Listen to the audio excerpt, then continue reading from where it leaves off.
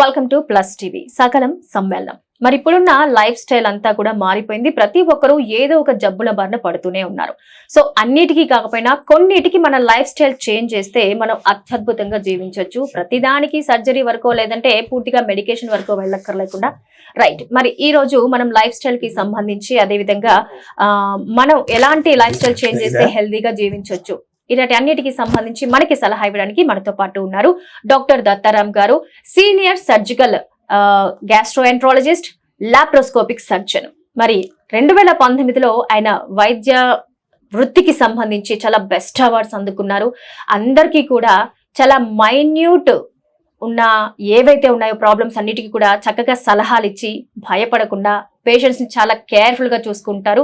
Top most rating లో కూడా ఉన్నారు. మరి వారిని అడిగి ఇవాళ మరిన్ని విషయాలు మనం తెలుసుకుందాం. నమస్తే అండి. నమస్కారం అండి మహాలక్ష్మి గారు. మనకి పోస్ట్ సర్జరీలో కొంతమంది ఇలా మీరు అన్నట్టుగా అంటే చాలా తక్కువ దినాలకు వెళ్ళి సరిపోవట్లేదు అని అనుకున్న వాళ్ళు కొంచెం హై ప్రోటీన్స్ కానీ ఏమైనా ఉన్నవి ఏమైనా పోనీ జంక్ ఫుడ్స్ లాంటివి ఏమైనా అంటే ఇది కొంచెం తింటే చాలు కడుపు నిండిపోయినట్టుగా అనిపిస్తుంది కదా, అలాంటివి అలా వాళ్ళు ప్రిఫర్ చేయొచ్చు అంటారా? సర్జరీ తర్వాత వాళ్ళకి ఏం చెప్తా అంటే కొత్త లైఫ్ స్టైల్ మీరు మొదటిలాగా ఉంటామంటే definitely don't come for surgery.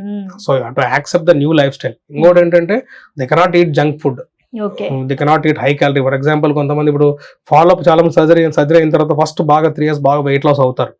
So దాని తర్వాత కొంచెం వెయిట్ రీగెయిన్ ఉంటుంది, కొంచెం వెయిట్ రీగెయిన్ అవుతారు, ఎందుకంటే బాడీ అడాప్టేషన్స్ అవుతాయి కాబట్టి. వాళ్ళు ఏం చేస్తారు, వాళ్ళకి ఇంకా ఫుడ్ ఎక్కువ పెద్ద పెద్ద క్వాంటిటీలో తీసుకోరు కాబట్టి milk shakes, for example milk shakes, మీరు ఒక milk shake is equal to 1 meal. So అట్లా చేస్తే డెఫినెట్లీ ఇంకో కొంతమంది cola, carbonated drinks, so gas soda లాంటి డ్రింక్స్ తీసుకున్నా కూడా ఆ పౌచ్ అనేది పెద్దగా అయిపోతుంది. అదే కాకుండా మీరు they eat all high calorie foods. Definitely we don't recommend them to take calorie dense foods. Calorie dense food తీసుకుంటే definitely regain weight, operation will fail. అదే కాకుండా physical activity after surgery also once what happens, చాలా మంది చూస్తుంది ఏంటంటే once స్థూలకాయం ఉన్నప్పుడు they will not walk, ఎందుకంటే they can't walk. So once they have weight loss they can walk better. So physical activity చేయకపోతే they will regain weight. So very important physical activity and diet. They have to have కొత్త life style. అది మీరు లేదు మొదట్లాగా నేను తింటానంటే ఈ operation definitely don't do it. They have to accept that ఈ కొత్త లైఫ్ స్టైల్ ఇంత తినలేను, నాకు కరెక్ట్ డయట్ రికమెండేషన్స్ వాళ్ళు చెప్పినట్టే పాటించాలి, ఫుడ్ ఇంతే క్వాంటిటీస్ లో తీసుకోవాలి, బాగా హైడ్రేషన్, రోజు ఎక్కడిపైన వాటర్ బాటిల్ క్యారీ చేయాల్సిందే, they have to keep sipping water. So ఇవన్నీ ఒక కొత్త లైఫ్ స్టైల్ అడాప్ట్ చేసుకోగలుగుతారంటే మాత్రం వాళ్ళకి మనం డెఫినెట్లీ సర్జరీ రికమెండ్ చేస్తాం. సర్జరీ అయిన తర్వాత ఎప్పుడు పేషెంట్ నార్మల్ గా అవుతారు అంటే మీరు అన్నట్టుగా ఇప్పుడు ఇది ట్రెడిషనల్ గానే ఉంటుందా, కట్ చేయడం కానీ ఇలా ఏమైనా ఉంటుందా, లాప్రోస్కోపీలో ఎలా ఉంటుంది ప్రాసెస్? ఇది సర్జరీ ఇప్పుడు అంతా లాప్రోస్కోపీ అండ్ రోబోటిక్ సర్జరీ. ఇప్పుడు మనకి చాలా వరకు లాప్రోస్కోపీ సర్జరీ చేస్తాం దానికి. So open surgery almost never. So ఈ రోబోటిక్ సర్జరీ అనేది ఏంటండి? Robotic surgery new technology, that's also called minimal invasive surgery. Actually దాంట్లో ఎక్కువ కోయడం అనేది ఉండదు, జస్ట్ లైక్ లాప్రోస్కోపీ. బట్ ఏంటంటే ఇది కొత్త టెక్నాలజీ, మేబీ కొత్త కూడా వింటుంటారు చాలా మంది. దాంట్లో చాలా చేంజెస్ ఉంటుంది. The way the surgery is perform, the machine is different. లాప్రోస్కోపీలో ఎట్లా చేస్తాము, చిన్న హోల్స్ పెట్టేసి దాని లోపల పోర్ట్స్ అని ఉంటాయి, పొట్టలో కార్బన్ డైఆక్సైడ్ నింపేసి మానిటర్ లో చూసి చేస్తాం. సో ఏంటి డిఫరెన్స్ దానికి దీనికంటే, సర్జన్ కంఫర్ట్ చాలా ఎక్కువ ఉంటుంది, ప్రెసిషన్ ఎక్కువ ఉంటుంది రోబోటిక్ సర్జరీలో. రోబోటిక్ నార్మల్ లాప్రోస్కోపీ 2 division అంటే తెలుసు కదా, 2 division ఉంటుంది. అండ్ రోబోటిక్ సర్జరీలో 3 division, డెప్త్ పర్సెప్షన్ బాగా ఉంటుంది. ఇంకోటి అంటే లాప్రోస్కోపీలో టెక్నికల్లీ సూచరింగ్ కొంచెం సర్జన్ కి లెర్నింగ్ కర్వ్ అనేది ఉంటుంది. Surgeon has to learn that skill of suturing, ఎందుకంటే 2 division డెప్త్ తెలియదు కదా. సో అండ్ హ్యాప్టిక్స్ ఫీడ్బ్యాక్ అంత ఎక్కువ ఉంటుంది దీంట్లో. సో వాళ్ళు లెర్నింగ్ కర్వ్ అంటుంది సర్జన్ కి. రోబోటిక్స్ లో it's less like doing an open operation. ఆ మూమెంట్స్, ఫ్రీడమ్ ఆఫ్ మోషన్ చాలా ఎక్కువ ఉంటుంది. ఎండో రిస్ట్ మూమెంట్స్ అంటాం. ఎండో రిస్ట్ అంటే మనం చేతుల్ని మనం యాక్చువల్లీ రోబోటిక్ ఇన్స్ట్రుమెంట్ ద్వారా we can tip of the instrument లో మూవ్మెంట్ ఉంటుంది. లాప్రోస్కోపీలో అట్లా ఉండదు. సో ఈ మూవ్మెంట్ మనం బాగా చేతుల్లాగా ఎండో రిస్ట్ మూమెంట్స్ మన చేతితో చేసినట్టు ఉంటుంది, ఓపెన్ సర్జరీ చేసినట్టే ఉంటుంది. సో అదొక పెద్ద అడ్వాంటేజెస్ ఫర్ సర్జన్. ఇంకోటి surgeon can sit and operate very comfortable for surgeon. At the same time precision చాలా ఎక్కువ ఉంటుంది, ట్రెమర్స్ అనేది ట్రాన్స్మిట్ కావు. సో ప్రెసిషన్ కూడా, I mean robotic surgery is very more precise. But ఏంటంటే it is very difficult to prove the advantage. Laparoscopy definitely cost is more, the machine is very expensive. Cost అన్ని hospitals లో we cannot have that machine because ఇప్పుడున్న Indian system 5 to 6 crores ఉంటుంది ఆ machine.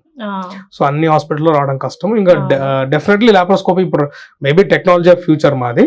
So ఇంకా కొత్తగా మనం every hospital is by acquiring that. ఇంకా ఒక పెద్ద అడ్వాంటేజ్ రోబోటిక్ సర్జరీ ఏంటంటే complex surgeries for that matter. Complex surgery for example pancreas లో విప్పుల్స్ ఆపరేషన్ చేస్తాం. ఇది లాప్రోస్కోపీలో చేయడం చాలా టైం పడుతుంది, అది కొన్ని టెక్నికల్ డిఫికల్ట్.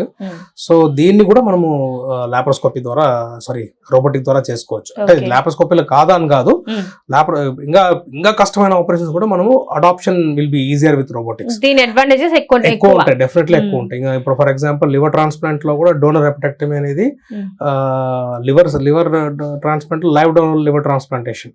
లివర్ లో హాఫ్ లివర్ తీసి వేరే వాళ్ళకి రెసిపెంట్ కి ఇస్తామంటే లివర్ సమస్య ఉన్న వాళ్ళకి ఇస్తాం కదా, దాన్ని కూడా మనము యాక్చువల్లీ రోబోటిక్ లో చేయొచ్చు అనమాట.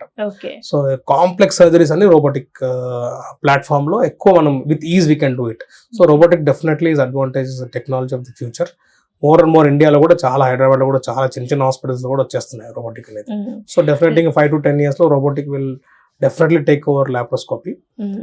కాస్ట్ బట్ ఏంటంటే మనకి ట్రెడిషనల్ ఓపెన్ సర్జరీకి లాప్రోస్కోపీ కొంచెం టైం చాలా కన్సంప్షన్ అని అంటారు. ఇక్కడ కూడా టైం టేకింగ్, ఈ రెండింటికి తేడా ఎలా ఉంటుందండి? డెఫినెట్లీ రోబోటిక్ కొంచెం టైం పడుతుంది. మెషిన్ డాకింగ్ అండ్ డాకింగ్ అంతా ఉంటుంది. ఎక్విప్మెంట్ మెషిన్ కొంచెం స్పెషల్ టెక్నీషియన్ ఉంటాడు దానికి. రోబోటిక్ ఇన్ హౌస్ టెక్నీషియన్ ఉండాలి సర్జరీ చేయాలి రోబోటిక్ లో అంటే.